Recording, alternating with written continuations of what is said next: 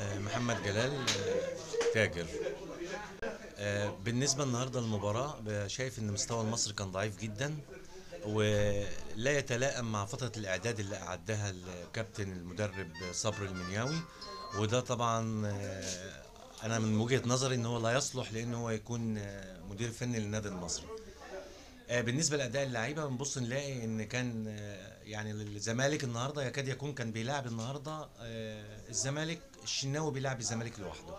في نفس الوقت مفيش تجانس بين اللعيبة نهائي، والتغييرات اللي هو عملها ما كانتش يعني مفيدة للفريق، لأن كان في تغييرات المفروض تعمل من أول المباراة أو من منتصف الشوط الأول لما بدأ يظهر عنده بعض اللعيبة اللي بتلعب لنفسها، زي حسام حسن.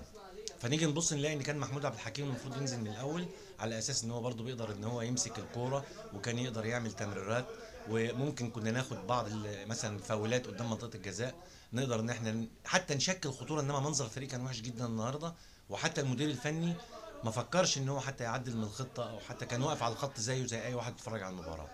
فده بالتالي بيخلي ان مفيش تفاؤل بالنسبه لاي حاجه بالنسبه للنادي المصري، وبصراحه احنا متخوفين جدا من الاداء اللي حصل ده.